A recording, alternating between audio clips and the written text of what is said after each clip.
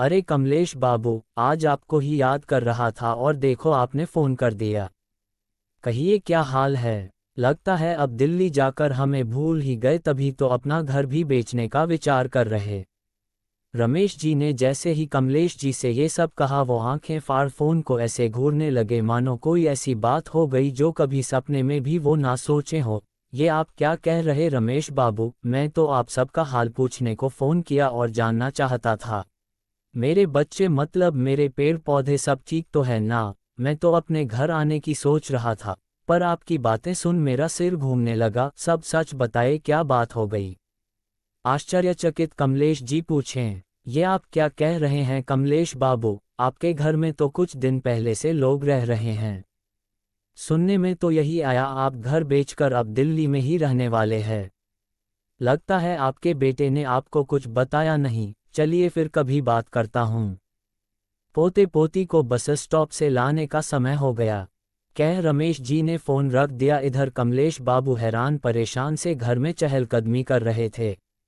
ये क्या कह रहा था रमेश? रवि ने मुझे कुछ बताया भी नहीं और घर किराए पर लगा दिया और बेच दिया। ये सब मैं क्या सुन रहा हूँ? कितने जतन से राधा के साथ मिलकर घर बनाया था। राधा ने घर के लिए कितनी ख्वाहिशों को ताक पर रख दिया था। मुझे यहाँ आना ही नहीं चाहिए था। ये सब सोचते सोचते उन्हें यहाँ आने से पहले की बातें एक एक कर याद आने लगी। पत्नी की मृत्यु के बाद जब बेटा सपरिवार आया था, तो जाने से कुछ दिन पहले ही बेटे ने कहा था, पापा सोच रहा हूँ अब इस घर का ताला लगा दिया जाए और आप हमारे साथ दिल्ली रहने चलिए। अब माँ भी नहीं है तो यहाँ आप अकेले कैसे रहेंगे? हम दोनों पति पत्नी काम करते हैं, आपके पास यहाँ रहना मुनासिब नहीं होगा, इसलिए आप हमारे साथ चलिए। रवि ने कमलेश बाबू से कहा। वो शहर जाना तो नहीं चाहते थे, लेकिन मरते क्या ना करते पत्नी जो चंद दिनों पहले साथ छोड़कर चली गई। डायबिटीज़ और बीपी के मरीज कहाँ अकेले रहते, सोचा बच्चों के साथ समय व्यतीत हो जाएगा। एक ही बेटा है जिसके साथ जाने के अलावा कोई चारा नज़र नहीं आया, और बेटा कमलेश बाबू को अकेले छोड़ने को तैयार नहीं था। सुरेश बाबू अपने कपड़े, दवाइयों और साथ में धर्मपत्री की तस्वीर साथ लिए उत्तर प्रदेश के एक ज़िले से निकलकर दिल्ली चल दिए। दिल्ली में बेटे का 2 कमरों का घर और 5 लोग। रवि, उसकी पत्नी मधु और छोटा बेटा एक कमरे में और उससे बड़ा दूसरे कमरे में दादा के साथ रहने लगा। कुछ दिन ही हुए थे कमलेश बाबू का बहुत कोशिशों के बाद भी यहाँ मन नहीं लग रहा था। अपने यार दोस्तों के साथ कॉलोनी में रहने की आदत, उनके साथ बैठकर अपने दुख सुख कहना, पत्नी की आती याद, इन सब से कमलेश बाबू दुखी रहने लगे थे। वो वापस अपने शहर जाना चाहते थे। आज यही सोचकर हाल समाचार लेने को रमेश जी फ़ोन किए और साथ ही ये बताने को कि अब वो वही रहने आना चाहते हैं। पर रमेश जी की बात सुन वो परेशान हो गए। शाम को ऑफिस से जब बेटा आया उसे अपने पास बुलाएं और बोले, बेटा मैं वापस उस घर जाना चाहता हूँ जहाँ तुमने ताला लगवा दिया था। मेरा मन यहाँ नहीं लग रहा है। जब तक हाथ पैर सलामत है मैं अपनी देखभाल कर लूँगा, जब नहीं कर पाऊँगा तो यहाँ आ जाऊँगा। पर पापा अब आप उस घर नहीं जा सकते, आपको रहना हमारे साथ ही होगा। वहाँ हम तो साथ नहीं होंगे। घर में कदम रखती ससुर की बात सुन बहू ने कहा, यहाँ भी कौन सा तुम लोग रहते हो? बच्चे भी अपने स्कूल कोचिंग में व्यस्त रहते। एक काम वाली आती है, वो खाना पीना दवा दे जाती है, तुम दोनों कौन सा मेरे साथ ही रहते हो? कमलेश बाबू क्षोभ व्यक्त करते हुए बोले, ये कैसी बात कर रहे हैं पापा? हम दोनों सुबह और रात सशरीर आपके साथ तो होते हैं, पर पूरे दिन हम कैमरे से आपको देखकर तसल्ली करते रहते हैं कि आप ठीक है। फिर कमला भी तो आपका पूरा ध्यान रखती है। उधर जाने के बाद आप बिल्कुल अकेले हो जाएंगे। रवि ने कहा, ये बोलो ना बेटा, अब उस घर पर मेरा कोई अधिकार ही नहीं रहा। तुमने उसे बेचने की पूरी तैयारी कर ली है, घर भी किराए पर लगा दिया है। कमलेश बाबू गुबार निकालते हुए बोले, ओह तो आपको पता चल ही गया। चलिए फिर हम कागज़ पर आपके दस्तखत भी लेते हैं ताकि बाकी की कार्रवाई की जा सकें। रवि ने पत्नी को आवाज़ देकर बोला, ज़रा वो पेपर लेकर आना।